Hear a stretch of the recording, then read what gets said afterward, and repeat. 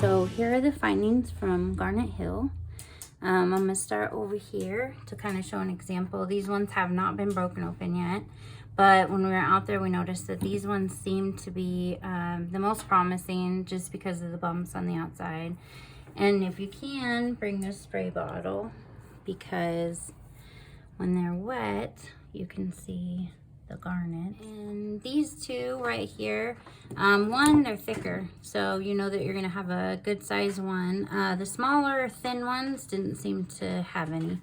They're also in layers, so there's more chance of there to be pockets for them to form.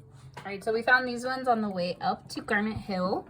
They don't contain garnets, however they are really pretty and worth noting. They almost look like a red granite. They definitely have some drusiness to it. Nice little crystals in there. All right, and these ones over here are just druzy. I don't want to break them open because they are very, very pretty. They actually have little holes in them that might have had Garnets at some point. Yeah, but they're very shiny. Look at that. Oh, goodness. I like that one. I would live in there. And this one is also druzy. There was quite a few like this that we found. It could have been the start of how a garnet forms. Yeah. Okay, so these are the ones that we found that have garnets in them. All of these. We're going to take pictures of these later and post them. If you see, I have this one. I got it wet. You can see them quite a bit better when they're wet, so definitely take a spray bottle. There's one there, one there. There's this one. This one's my favorite. Joel found this one, but it's just perfect. And it looks like there's two together.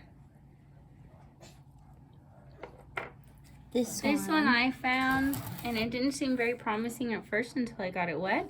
And then you can see them a lot more. They're a lot darker and kind of more visible.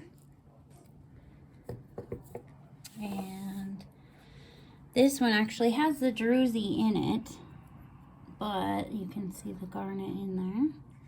And there's tiny little garnets in a lot of them, itty bitty little guys. But a lot of times it's just the druzy, so. And then there's this one. It's gnarly. I don't know why, but the real ugly ones seem to have the most. And this one I dug up from underneath a tree.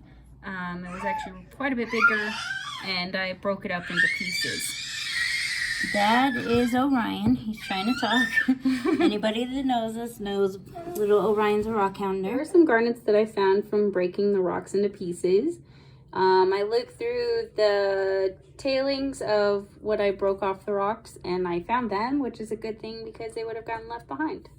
Okay, and these ones were the two that were found. They're the biggest little garnet nuggets we found. They were actually there the very first night.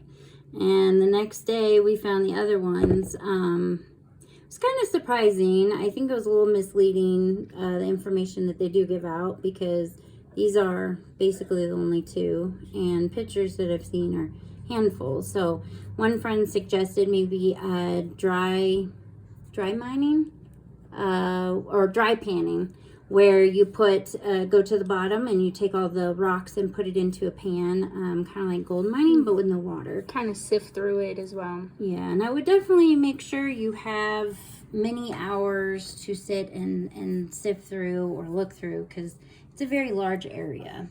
And as far as the Mentos thing, I'd say that that's probably the best thing we've found that keeps them safe and secure and doesn't get lost in your bag. Yes.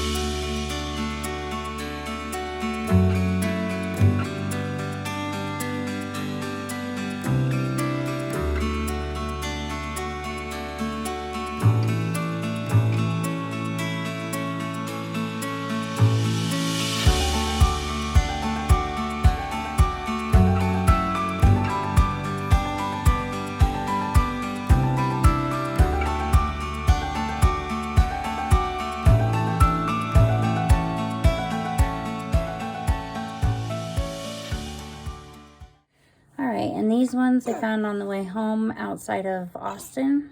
And we were looking for turquoise. Unfortunately, we only found one tiny little piece and some chalcedony. And then these, which this one I think is Jasper agate.